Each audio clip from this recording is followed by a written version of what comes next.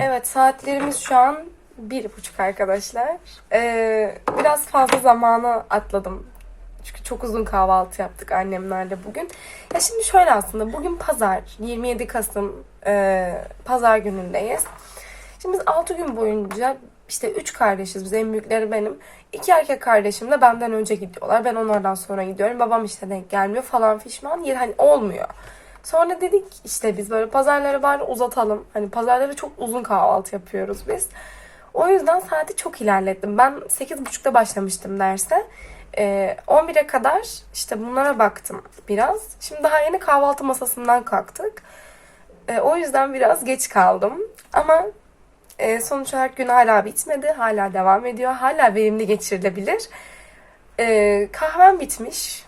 O biraz üzdü beni. O yüzden şimdi gidip bir tane yeşil çay yapacağım kendime. Bu arada bende bir hastalık var. Ben bu masanın başına bir şey içmeden oturamıyorum. Yani umarım bu tek bende yoktur. Sürekli bir şeyler yiyip içmek istiyorum hani bu masanın başındayken. Şurada bir kupam dursun, onun içinde dolu olsun yani. Çok garip. Bu arada ben bir aydır iyileşemedim. Bir aydır hastayım, şaka gibi ama gerçek. Sesim çok kötü çıkıyorsa lütfen kusura bakmayın. Hastayım yani ve geçmiyor. Ne kadar ilaç alırsam alayım, ne kadar iğne vurulursam vurulayım geçmiyor. Ben de bıraktım o yüzden akışına.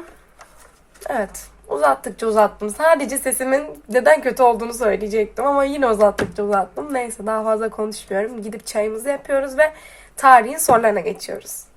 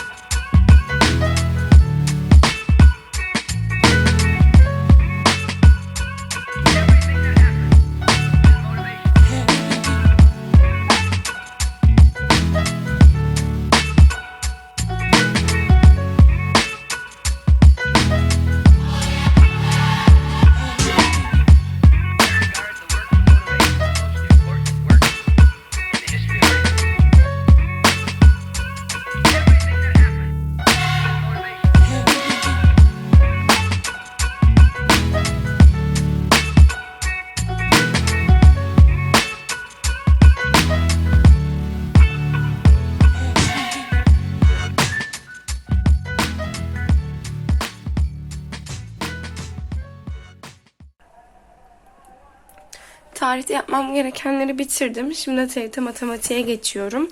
Ama şöyle bir şey fark ettim. Benim bayağı eksiklerim varmış. Şurada da oturdum, hangi konudan kaç test varsa böyle yazdım. Şimdi tek tek hani Eva Pekok'tan itibaren başlıyormuş.